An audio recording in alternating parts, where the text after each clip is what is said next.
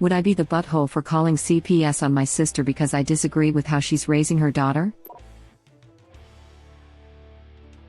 Making a long story short here, the day after Christmas, my 16-year-old niece, Emma, called me sobbing, begging to come live with me.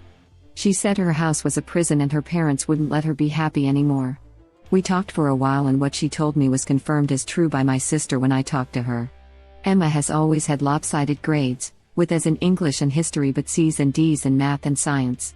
This time last year, she was diagnosed with ADHD, which I knew because I was diagnosed a few years ago and my sister called me to ask my opinion on how well non-medication treatments worked, since her husband was adamantly opposed to letting Emma take what her doctor prescribed for fear of her becoming addicted.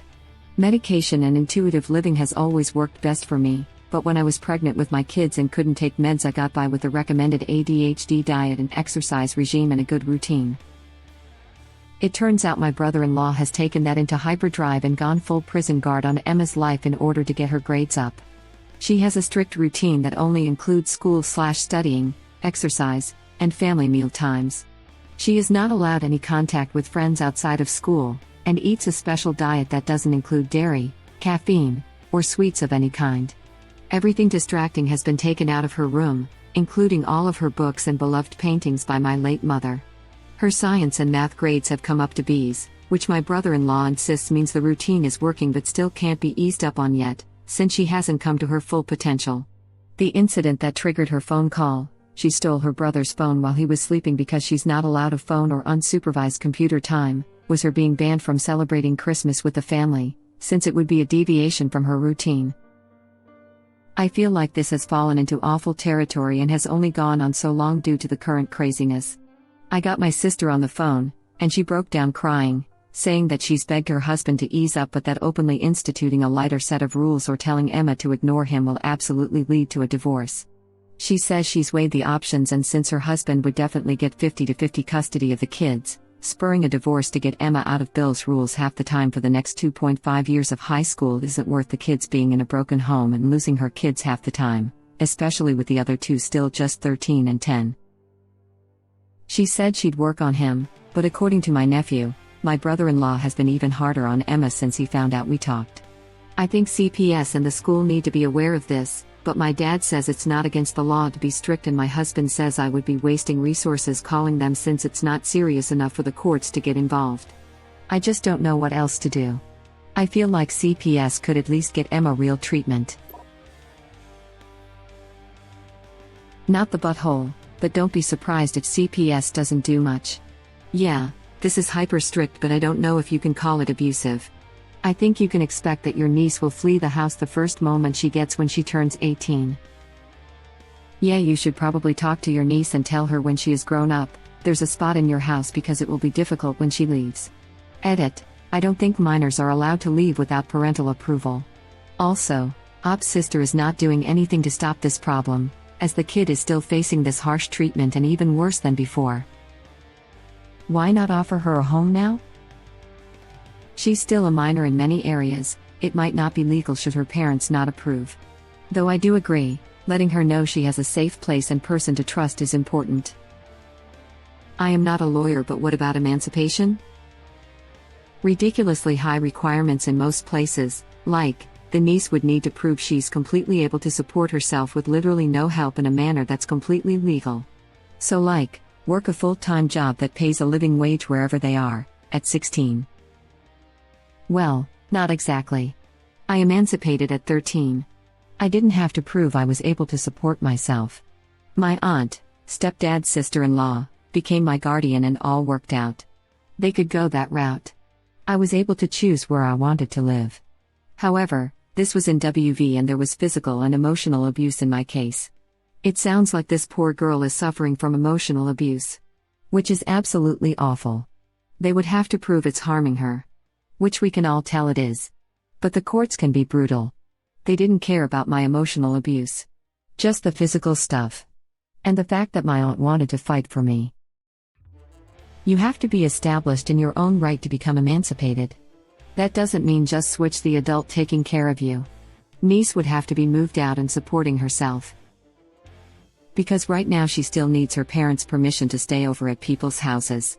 If original poster took her in without that, original poster could be seen as aiding a runaway or kidnapping. She can offer, but legally speaking her parents are her guardians. Original poster doesn't have the legal right to keep her niece from her parents and could end up escalating the situation and making it worse if she tries to illegally shelter her. Doesn't mean I condone what the bill is doing, but it's not as simple as just letting her niece come live with her. At the age of 16, most courts would take the child's opinion into account, so in this case it's likely that CPS would do very little so long as the original poster ensures that proper channels are followed. I see. You can move out without parental consent at the age of 16 in my country. I think that brother-in-law denying access to medication for his daughter's condition is a red enough flag. I hope anyway. Edit. Huge thanks to everyone who explained ADHD medication. Really, thank you. I don't understand ADHD and it's good to learn more. Medical neglect and abuse don't get taken very seriously. I had multiple TBIs as a kid. I had seizures as a teen. My parents' doctor shopped for a psych that would prescribe me unsafe doses of meds I didn't need, and oftentimes worsened my anxiety and depression, and I had injuries from physical abuse. Whenever my teachers called protective services because of all this, CPS would roll their eyes and call me a troubled child. I am so sorry for everything you've gone through. I was in a similar boat. I'm very short-sighted and my mom would break any glasses I got as a show of power. She manipulated doctors into drugging me for her once I reached an age where I could tell someone she was drugging me to make me sleep so she didn't have to be a parent. She'd turn the electricity off in my room to force me to not stay up in my room reading or listening to music because I couldn't charge my iPod without electricity, so I had no light at night. I was grounded from books after I read a book that talked about drugs and I saw my mother smoking pot with her friends, and I was at an age where I didn't understand pot isn't bad, so I told my teacher I saw my mom doing drugs. She was livid. I got in trouble because she let me see her smoking and I was worried. Didn't care that I was worried. CPS didn't start taking things seriously until my teen years when I began running away from home and staying with people who weren't good people, just too great away. Didn't like these people, but they were willing to hide a 16-year-old and that was good enough for me. Even if I endured a lot of abuse from these people, at least it wasn't my mom abusing me. The cops got tired of looking for me all the time, and so I let myself get caught during a time I knew the station wouldn't be very busy, and I spoke to the cop one-on-one and told him if he was sick of seeing my face on missing signs, then he needs to make sure I'm not returned to my mom. I spent some time with my aunt, which is also where I met my current life partner. The universe works in mysterious ways, and I was put in group homes until I turned 18 and I left. It was bullcrap. The only reason I got out of her house is because I made myself be a problem child. It worked, but it ate up my reputation with the legal system, and the judge never took me seriously on crap because I was just a troubled punk. Judge said she wouldn't be surprised if she'd see my face in her courtroom again since I'm so much trouble, but guess the F what? I ain't been in trouble ever since. I'm not a problematic person, I just had to play the part to survive. Of now I'm blessed with CPTSD, hypervigilance that is so bad I have body damage from muscle tension, paranoia, and a whole list of other issues. I'm trying to heal though, and I've come really far since then. It's amazing what can be crammed into 24 years of living, especially when I was born into hell. My mother didn't want me before I even came out of her. I'm mentally disabled and she knew before I was born and hated me ever since. I was a pawn anyways. She only had me so my nana wouldn't disown her for stealing my papa's credit card and going on a huge shopping spree. Effin' wild. Sorry if there are any typos I haven't proofread, I'm sorry, I'm just really emotional right now and venting, I guess. Ijif. Just wanted you to know somebody heard you. I'm glad you shared your story and hope you feel better for it, even briefly, Yellow Heart. I'm so sorry. I'm currently working with a student in a similar situation from the teacher end and it's just infuriating. It's not. Religious families are allowed to deny a lot more life-saving treatment to their kids than ADHD meds. Not actually true at all. Parents aren't allowed to deny their children life-saving measures. Physicians have the right to override that and provide it in such circumstances. Source: I'm an MD lol. It's an ugly subject. You'll find the parent arguing, since I got my child into this strict regimen and better duet, their grades have gone up. Etc. etc. etc. Note: I am not arguing that agree with this position, but that is what the parent is going to use for their justification. It seems it only becomes a legal problem when your kid dies as a result of it. Agreed. Also, the sister is a raging who is making totally unevidenced claims to avoid dealing with her husband. First, she says she can't stop her husband traumatizing her daughter because he'll divorce her. Well, that's not certain. He might actually chose the marriage over continuing this behavior if forced to choose, but she's definitely picking her husband over her daughter. Then she says he'll get 50-50 custody. She has no evidence for this, and the kids, definitely the older two, are old enough to tell a judge what they want. In addition, she has evidence of him being cruel and emotionally abusive to his daughter and refusing medication for her. Unless they got a particularly crafty judge and she got lousy representation, it's unlikely a judge would award significant custody to the dad. NTA, but original poster, you might have more luck having a come to Jesus moment with your sister than with CPS. Alternatively, are you able to take your niece in? That's what I thought. Like, why would he immediately jump to paying out divorce fees over his wife trying to speak up about something? That's super weird. I'm wondering if she's a stay-at-home mom or if he has all the finances under his control. He might be abusing Op's sister too. I feel like if your husband threatens you with divorce for asking him not to abuse your daughter, it might be time for a divorce. I think he might be dominating her emotionally and mentally. He might be throwing out random anecdotes like, my coworker got divorced and got 50% custody, etc., etc.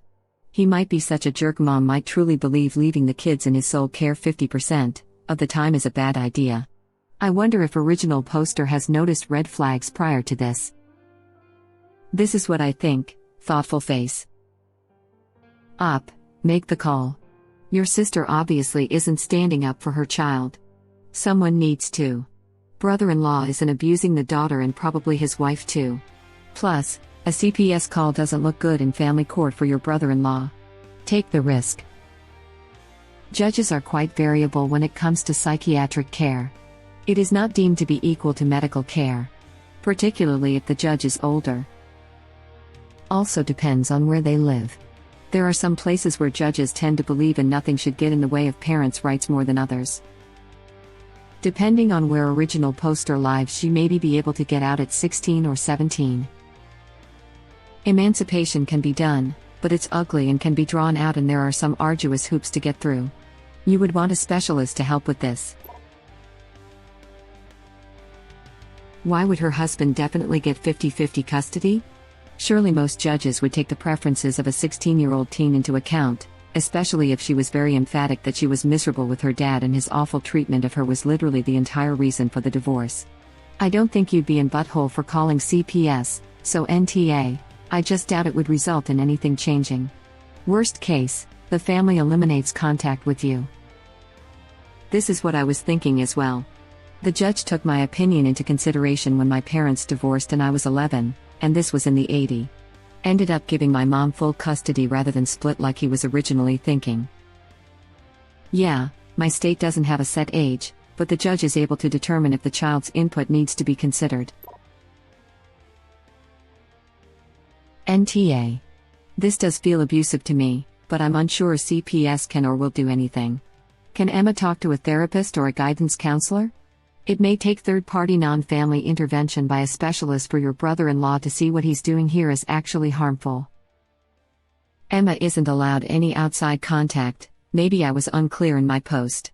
My sister said they haven't been able to keep a therapist for her because the two they've already tried wouldn't let her husband run the session, so he fired them. He listens in on all Emma's school calls and takes her laptop back at the end of the school day so he can make sure she's not deviating from her routine and talking to friends, so she has no way to reach out to a guidance counselor or a teacher.